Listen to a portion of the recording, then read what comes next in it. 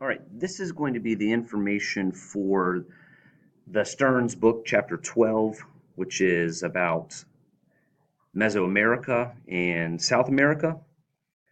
One of the things to note before we do a little background information is Columbus called the inhabitants Indians, but this isn't a very good name because the American societies did not possess a common identity. So to lump all of the different tribal groups that there were into one common identity and call them Indians is not accurate. There was a great amount of diversity amongst these different Native American cultures. And we're going to concentrate on a few of the major civilizations, not all of them, but we'll just look at a few of the major ones. We'll look at some of the people groups in Mesoamerica, which is roughly central Mexico, and we'll also look at the Andes Mountains and some of in the main group that was there. But just a little recap: when you look at post-classical Mesoamerica, from roughly 1000 to 1500 CE, we see the collapse of Teotihuacan, which was a great city-state back then. And then we also see Mayan cities are roughly being abandoned around the year in the 700s, around 8th century CE. And so we're going to see a lot of political and social changes in this area. The Mayans were a group of people located on the Yucatan Peninsula in Mexico. You can see it there in the image. If you look here, this is roughly where the Mayans were located. They did the majority of their farming using Chinampas. They were farming on these floating gardens. The great Mayan city of Tikal, this was their main ancient city that they had with the very tall structures that they would use for religious purposes and housing. The Mayans were also advanced. Remember, we spoke about the Mayan calendar, its accuracy with 365 days, which is what we have today. They also had a writing system. So the Mayans were a very, very advanced group of people. But when the Mayans are on the decline, a new group, the Toltecs, are on the rise. The Toltecs are creating a large empire in central Mexico. So this is roughly going to be located near Mexico City today. And the Toltecs are on the rise around the year 1000 CE. They're going to expand their rule out of central Mexico down into the Yucatan Peninsula, which is, if you remember the image here, this is where the Mayans had been located. And so the Toltecs are going to spread roughly from this area here, if you see the pointer, and they're going to move down into this area. Now, they're not abandoning this, but they're just expanding the size of their empire. That's what the Toltecs are doing. We believe that the Toltecs made trade contacts as far as southwest United States. You see El Paso on the map here. And we also believe that they had trade contacts with the Hopewell people, which are located along the Mississippi River Valley and the Ohio River Valley, which would have been in this area. So the Toltecs were a group of people that had extensive trade contacts. However, they don't last very long. They rise around 1000 CE. Roughly around the year 1150 CE, we're going to see the rise of a new group of people called the Aztecs. This is a northern nomadic group of people, and they're most likely the ones that are going to cause the collapse of the Toltecs. The Aztecs built their capital city on Lake Texcoco, which is in central Mexico, and they're going to build a great capital city called Tenochtitlan. And this is an artist rendering of what the city of Tenochtitlan would look like. When the Europeans arrive in the Americas, they are blown away with the organization of this city. You can see that it's set out in a grid pattern, much like a lot of the cities in the Chinese empires were set up to be a grid pattern, easy to move and trade and things like that. They had causeways coming off the island, connecting them to the mainland. This is another artist rendering of what some of the structures probably looked like in the capital city of Tenochtitlan for the Aztecs. The legend about the founding of Tenochtitlan makes it seem like this was preordained by the gods that the Aztecs worshipped, and the Aztecs were polytheistic.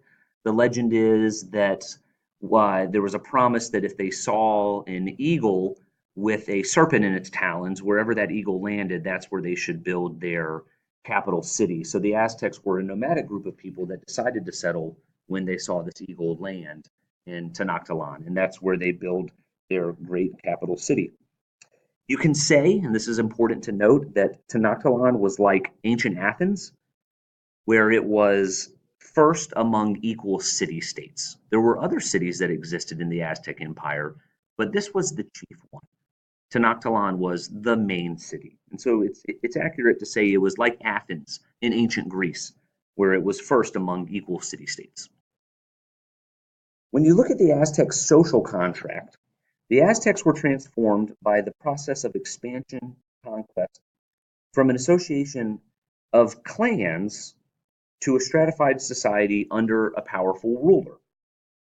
There was a long present religious practice of human sacrifice that the Aztecs engaged in, and as they expanded, this expanded. The rulers would use sacrifice as an effective means of political terror. They would scare people with it. Fall in line. This is how much power we have.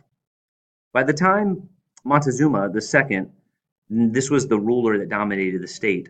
By the time he comes to power, Montezuma II, and he's in charge roughly the time that the Europeans arrive, he is the ruler and he has a tremendous amount of both secular and religious power. So these Aztec kings had both religious and secular power.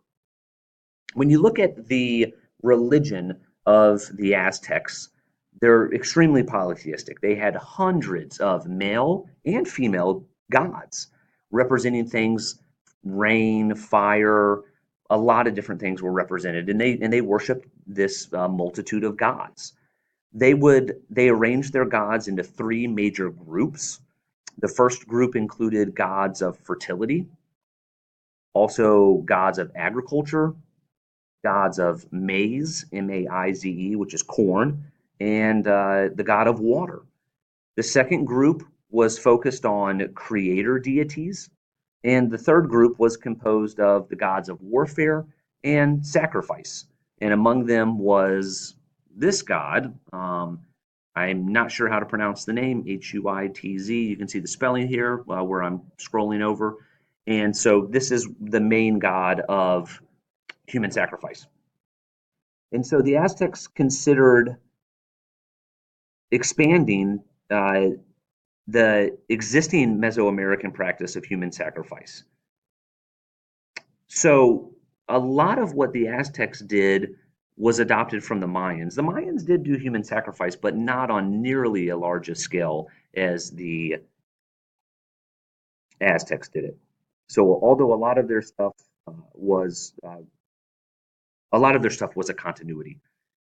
There's a balance between sacrifice motivated by religion or terror, and people debate this. They debate like, were the Aztecs doing this many human sacrifices like on a daily basis because they really truly believed that the gods needed to feed on human hearts, or did they know that that was not true, but they still did it to exercise terror over their people so that the people would fall in line? They were more likely to obey if they were terrorizing their people.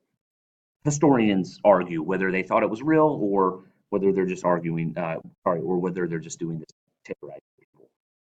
The Aztecs had a cyclical, like a cycle view of history, and time and religion were in direct relation for these people.